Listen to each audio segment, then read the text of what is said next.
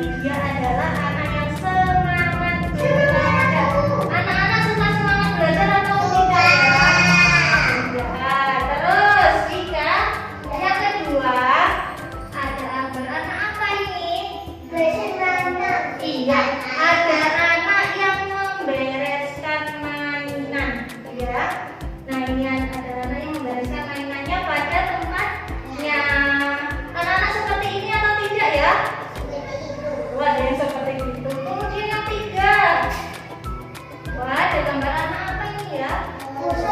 Ada anak yang sedang murung, bersedih, tidak semangat saat belajar atau murung saat belajar.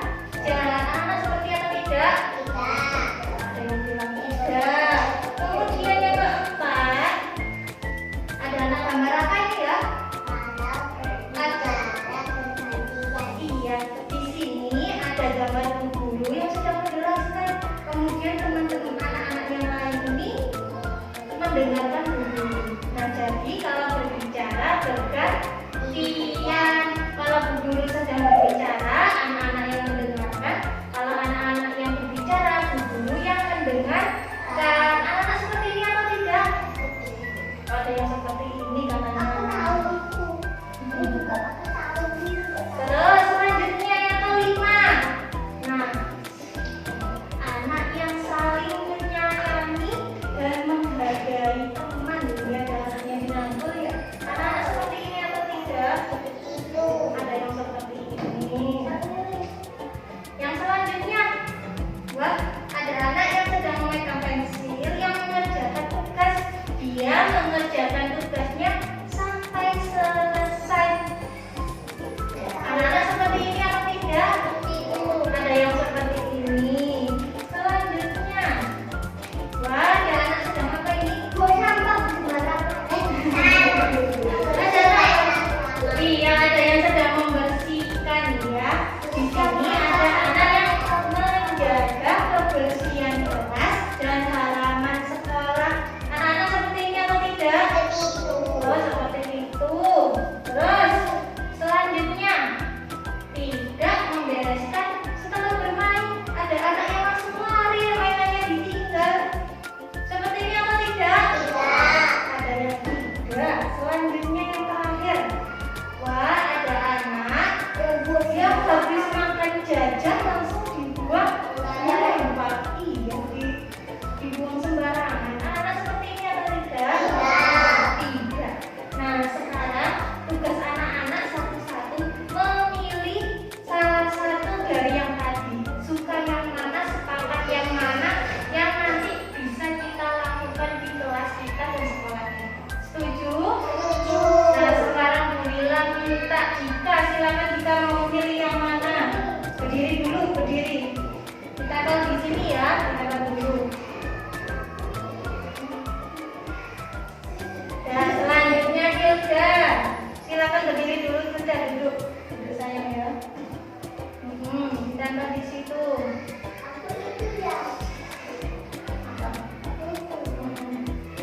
Terus selanjutnya Biba. Dia diambil sendiri, saya bicara sendiri. Biba suka yang mana Biba? Dilihat dulu. Boleh ditambah.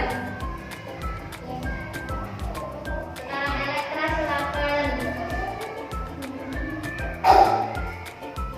Ayo Ica, selanjutnya.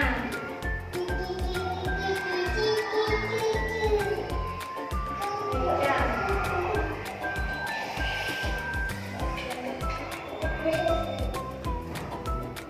Ayo Kiko.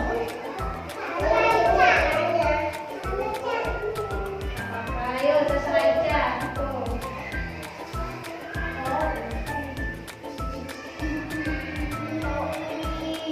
Nah, anak-anak sudah memilih salah satu ya. Ternyata ada beberapa yang tidak dipilih ya. Kita hitung yang sudah kita sepakati ada berapa? 1, 2, 3, 4, 5, 6. Berapa yang mau kita kesepakati? Ada 6. Dan ternyata ada beberapa yang tidak kita sepakati. Ada berapa ini ya? 3. hal yang tidak kita sepakati ada apa ini? Buang sembarangan, murung, tidak membereskan mainan.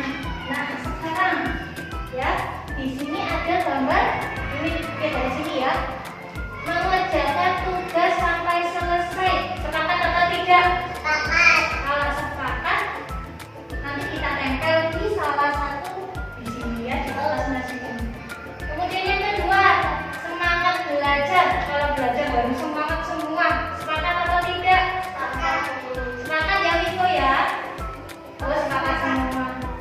Terus ada anak yang mau membereskan mainan. Jadi anak-anak kalau habis mainan harus dibereskan. Setuju atau tidak? Setuju. Oh, setuju. Kalau berbicara bergantian Ica. Setuju atau tidak? Setuju. Setuju. Saling menghargai dan menyayangi. Setuju atau tidak? Setuju. Terus menjaga kebersihan kelas dan halaman sekolah. Setuju atau tidak? Setuju. Ternyata setuju semua. Sekarang kita tempel satu-satu di atas gambar apa ini? Kereta. Iya, di gambar kereta api ditaruh di atasnya sini tempel satu-satu. Ya, mulai dari Dika dulu boleh ditempel yang ini. Ini kan. Ini. Oh iya ini ya kamu ya. Iya. Terus dikasih lem bawa.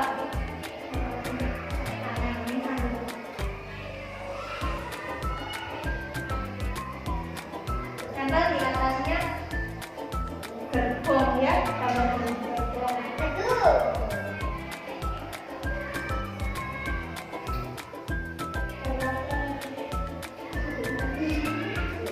Kita tempel di mana? Tempel di atasnya sini. Aku suka yang ini. Tujuh kakak. Nanti ya. Ayo belajar. Wow.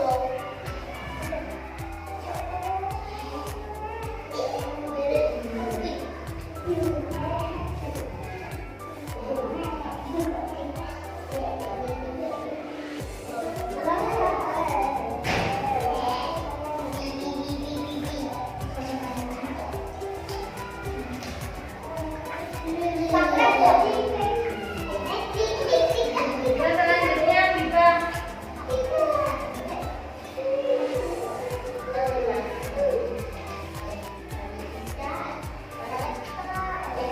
elektra. Boleh diambil elektra. Udah kasih banyak-banyak. Makanya itu tadi ya.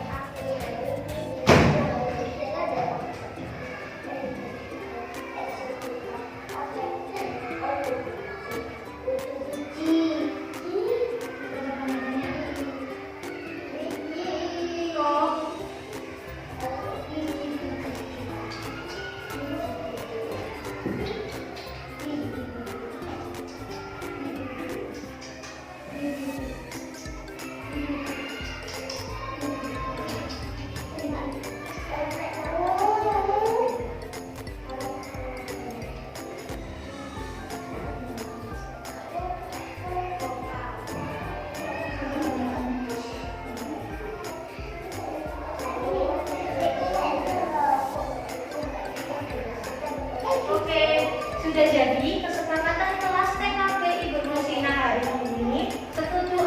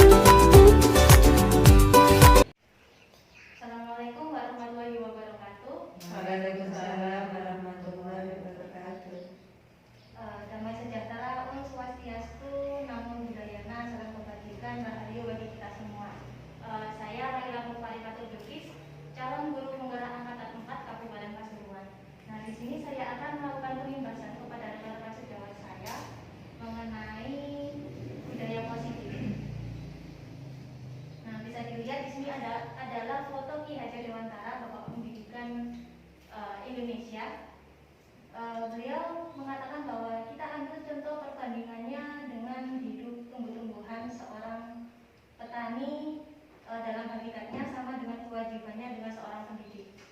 Nah, di sini seorang pendidik diibaratkan sebagai seorang petani yang sedang menanam padi, misalnya hanya dapat menuntun tumbuhnya padi tersebut menjadi lebih besar lagi. Nah, ia dapat memperbaiki kondisi tanah, memelihara halaman padi, memberi pupuk dan air, membasmi ulat-ulat atau jamur-jamur yang mengganggu hidup tanaman padi dan lain sebagainya. Ini adalah menurut Ki Hajar Dewantara mengenai seorang pendidik. Jadi seorang pendidik ini diibaratkan sebagai seorang petani yang sedang menanam padi. Jadi petani tersebut merawat, kemudian memberi benih-benih, kemudian membasmi ulat-ulatnya, sama seperti kita seorang pendidik yang mendidik sebuah anak yang awalnya dia tidak bisa apa-apa dan pada akhirnya dia bisa melakukan segala hal. Jadi kita sebagai seorang pendidik harus menuntun seorang anak tersebut untuk menggapai cita-citanya tersebut. Kemudian ada nah di sini adanya perubahan paradigma teori kontrol atau ilusi kontrol. Yang pertama ilusi guru mengontrol murid, kemudian ada ilusi bahwa kritik dan membuat orang merasa bersalah dapat menguatkan karakter, ilusi bahwa semua penguatan positif efektif dan bermanfaat, dan ilusi bahwa orang dewasa memiliki hak untuk memaksa. Nah, di sini ada beberapa perbedaan mengenai stimulus respon dan teori kontrol. Kemudian stimulus respon ini mengatakan bahwa kita mencoba mengubah orang agar berpandangan sama dengan kita. Tapi berbeda dengan teori kontrol. Teori kontrol ini kita berusaha memahami pandangan orang lain tentang dunia ini. Lalu menurut stimulus respon, perilaku buruk dilihat sebagai suatu kesalahan, tetapi berbeda dengan teori kontrol yang mengatakan bahwa semua perilaku memiliki tujuan tertentu. Kemudian orang lain bisa mengontrol saya menurut stimulus respon, tetapi berbeda dengan teori kontrol yang mengatakan bahwa hanya Anda yang bisa mengontrol diri Anda. Kemudian ada lagi, saya bisa mengontrol orang lain menurut stimulus respon. Menurut teori kontrol, Anda tidak bisa mengontrol orang lain. Kemudian ada pemaksaan, ada pada saat rujukan gagal. Tetapi menurut teori kontrol, kolaborasi dan konsensus menciptakan pilihan-pilihan baru. Kalau menurut stimulus respon, model berpikir menang atau kalah. Kemudian berbeda dengan teori kontrol, model berpikir menang sama dengan menang. Nah, ini perbedaan antara stimulus respon dan teori kontrol. Kemudian ini ada beberapa penjelasan mengenai makna dari disiplin. Disiplin ini berasal dari bahasa Latin yang artinya disiplina, yang artinya belajar. Makna dari kata ini berkonotasi dengan disiplin diri dari murid-murid Socrates dan Plato. Kemudian disiplin diri ini membuat orang lain menggali potensinya menuju sebuah tujuan apa yang dia hargai.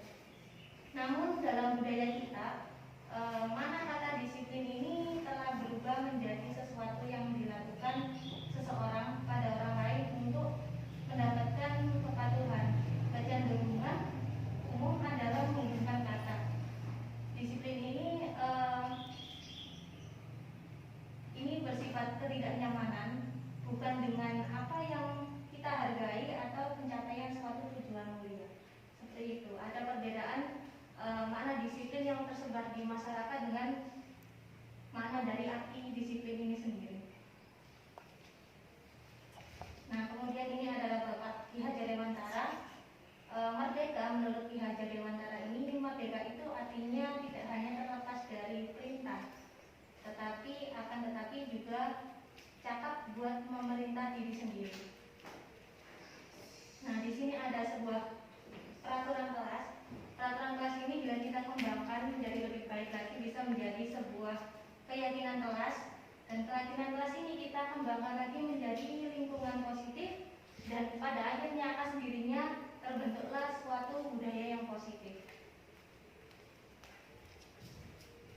Nah, bila dilihat dari ada dua poster A dan poster B, di sini adalah ada suatu hal yang berbeda dari dua poster ini. Yang pertama yaitu kesepakatan kelas. Di sini ada beberapa peraturan: datang tepat waktu, mengucapkan salam, kemudian menjaga kebersihan sekolah, berdoa sebelum dan sesudah kegiatan, kemudian aktif dalam pembelajaran dan tertib. Kalau menurut ini diajar Dewantara, yang seperti ini adalah suatu peraturan kelas, tapi berbeda dengan keyakinan kelas. Kalau keyakinan kelas ini adalah kesepakatan antara murid dan guru. Misalnya, kami guru dan murid saling menyayangi. Kemudian kami murid yang semangat belajar. Kemudian bisa juga ada juga kami murid yang peduli dengan teman-teman. Nah, seperti itu ada sebuah perbedaan antara peraturan kelas dan keyakinan kelas.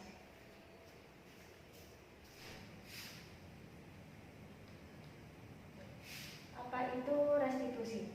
Restitusi di sini adalah sebuah proses untuk menciptakan kondisi bagi murid untuk memperbaiki kesalahan mereka sehingga mereka dapat kembali pada kelompok mereka dengan karakter yang lebih kuat menurut Goshen tahun 2004. Kemudian ada beberapa ciri-ciri dari restitusi. Di sini ada 9 ciri-ciri restitusi. Yang pertama, bukan untuk menebus kesalahan, namun untuk belajar dari kesalahan. Kemudian yang kedua yaitu restitusi ini untuk memperbaiki sebuah hubungan, bisa hubungan dari guru dan murid, bisa dengan murid dengan murid. Kemudian yang ketiga yaitu adanya tawaran, dan itu merupakan bukan hal yang suatu paksaan. Kemudian yang keempat, restitusi ini menuntut untuk melihat ke dalam diri kita atau ke dalam diri anak-anak tersebut. Kemudian yang kelima, restitusi mencari kebutuhan dasar yang mendasari tindakan. Kemudian yang keenam, restitusi diri adalah cara yang paling baik untuk memperbaiki diri. Yang ketujuh, restitusi ini fokus pada karakter, bukan pada tindakannya. Kemudian yang kedelapan, restitusi fokus pada solusi. Dan yang kesembilan ini, restitusi mengembalikan murid yang berbuat salah pada kelompoknya. Nah, selanjutnya di sini ada sebuah segitiga restitusi. Yang pertama yaitu ada bagian ini yaitu menanyakan keyakinan. Nah, menanyakan keyakinan. Kemudian yang kedua selanjutnya yaitu menstabilkan identitas. Yang ketiga yaitu validasi tindakan yang salah. Nah, ini adalah beberapa restitusi yang saya lakukan di kelas saya. Nah, di sini ada sebuah kasus. Nah, kasus ini terjadi pada salah satu anak di kelas saya, yaitu Abidin. Nah, di sini kasusnya Abid sedang bermain-mainan. Kemudian saat sudah puas dengan bermain, Abid langsung pergi meninggalkan ruangannya tanpa membereskan mainannya. Nah, kemudian bagaimana solusi yang bisa diberikan? Yang pertama menstabilkan identitas dulu. Nah, untuk membuat murid yang merasa gagal karena berbuat salah menjadi positif terhadap dirinya sendiri. Nah, kemudian guru bisa berkata, berbuat salah itu merupakan hal yang manusiawi loh, dan tidak ada manusia yang sempurna. Nah, kita pasti bisa menyelesaikan permasalahan ini.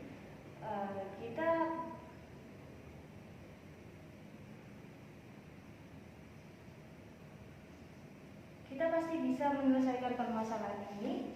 Kemudian kita cari tahu siapa yang benar dan siapa yang salah, dan kita juga lebih tertarik untuk menyelesaikan masalahnya, bukan untuk mencari siapa yang salah, siapa yang benar.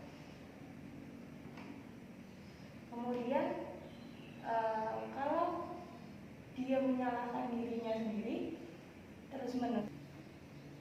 Nah, yang pertama bisa dengan cara menstabilkan identitas. Nah, menstabilkan identitas ini untuk membuat murid yang merasa gagal karena berbuat salah menjadi positif terhadap dirinya sendiri. Misalnya dari kasus yang ini kita bisa menanyai Abi, tadi Abi sedang apa ya? Kemudian apa ya yang Abi tadi lakukan? Kemudian setelah dengan puas bermain, apakah Abi sudah membereskan mainan? Kalau misal Abi belum membereskan mainan, terus kelasnya jadi apa ya? Jadi itu seperti itu, pertanyaan seperti itu yang bisa menstabilkan identitas. Kemudian yang kedua yaitu validasi tindakan yang salah. Nah, di sini membantu murid untuk mengenali basic needs atau kebutuhan yang ingin dipenuhinya ketika melakukan kesalahan itu. Nah, pada dasarnya setiap tindakan manusia tujuannya adalah untuk memenuhi basic needs atau kebutuhan dasar diri anak itu. Apakah itu power atau penguasaan, freedom kebebasan, atau love and belonging, yaitu perasaan diterima dan adanya kesenangan, atau sumber survival, yaitu perasaan untuk bertahan hidup.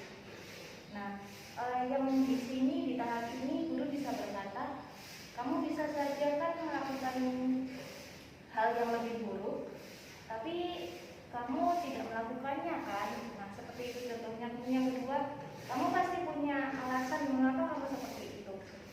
Nah, kemudian apa yang paling penting bagi kamu? Kamu boleh tetap berusaha menjaga sikap itu, tapi tambahkan sikap yang lain, yang baru. Maukah kamu belajar cara lain untuk mendapat yang kamu butuhkan tanpa harus memukul? Kemudian, apakah kamu bisa melakukannya dengan lebih baik besok lagi? Nah, pada saat saya mempraktekkan di kasus Abid ini, saya tanyai, Abid, apa ya yang sudah kamu lakukan? Kemudian Abid, menjawab, saya tadi mainan Bu. Kemudian saya tanya, apakah sudah dibereskan Abid? Ternyata belum Bu. Kalau misalnya, kenapa ya kamu tidak membereskan? Karena kan memang sudah ada guru yang mau membereskan. Nah, Abid menjawab seperti itu. Dia menganggap bahwa kalau dia tidak perlu membereskan mainan karena sudah ada guru yang biasanya akan membereskan sendiri tanpa dia membereskan mainan tersebut.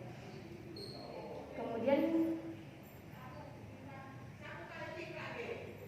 juga menanyakan kepada Abidin, validasi tindakan yang salah. Menurut kamu kalau misalnya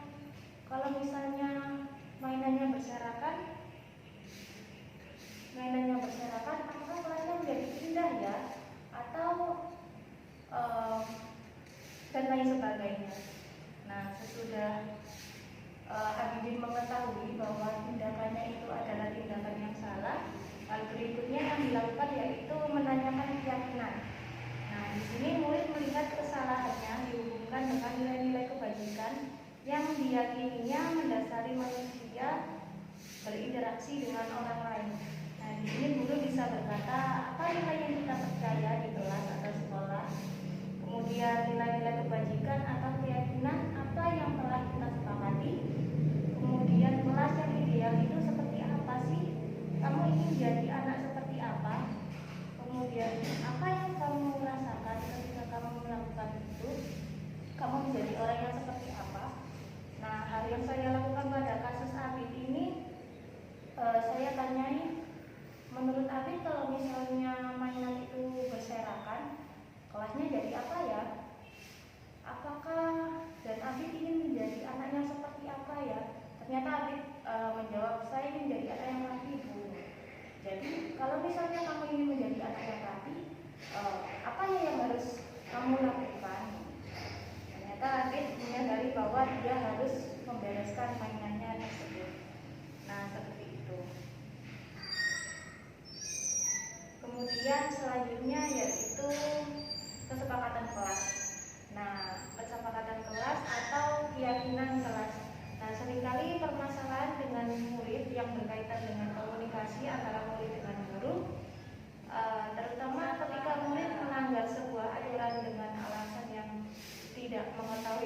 aturan tersebut.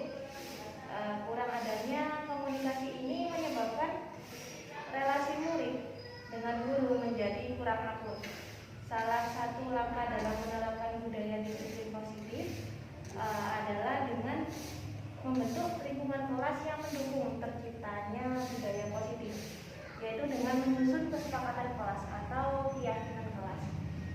Nah, kelas kesepakatan ini efektif dapat membantu dengan pembentukan budaya disiplin positif di kelas. Nah, hal ini juga dapat membantu proses belajar mengajar yang lebih mudah dan tidak menekan.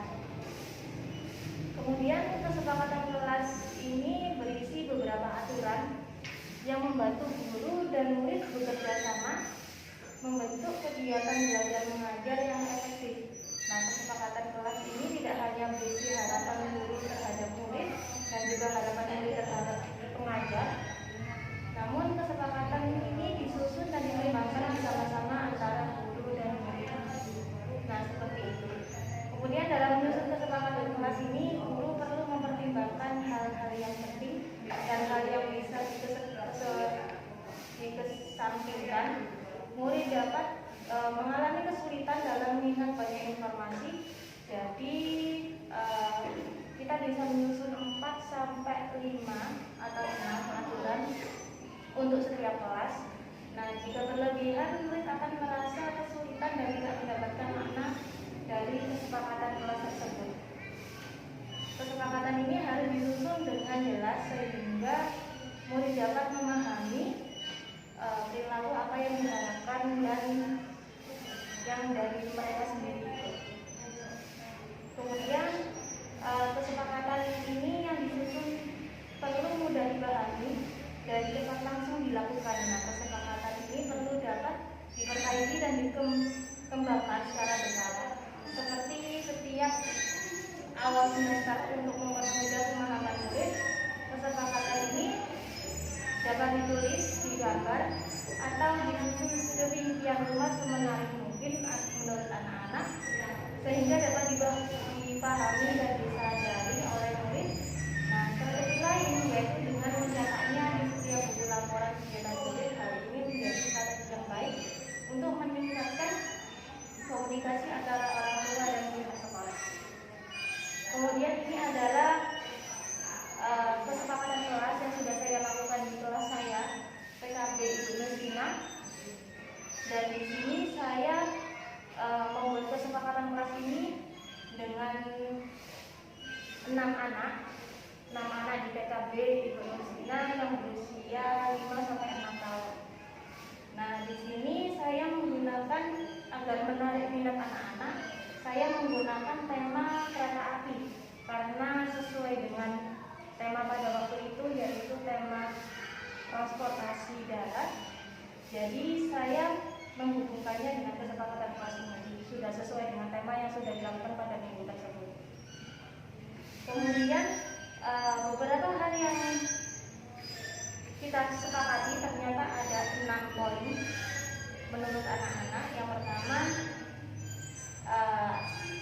kita harus semangat dalam belajar. Yang pertama. Kemudian yang kedua, yang kita sepakati membereskan mainan setelah bermain. Kemudian yang ketiga, kalau berbicara kita harus bergantian.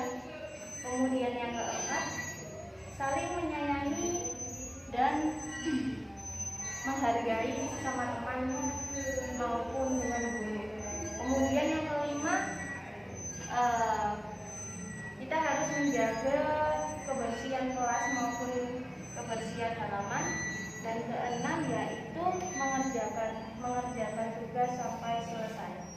Nah, di sini anak-anak sangat antusias sekali ketika membuat kesepakatan kelas ini.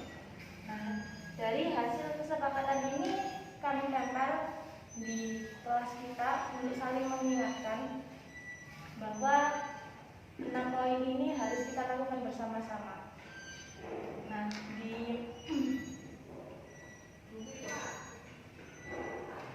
kemudian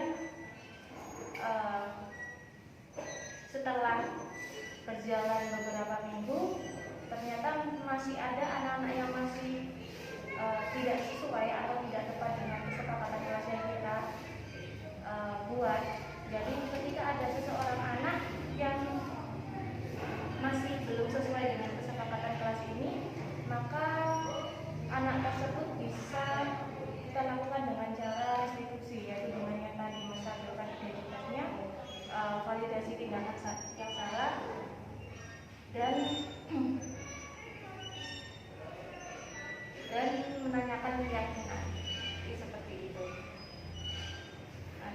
kasih. Wassalamualaikum.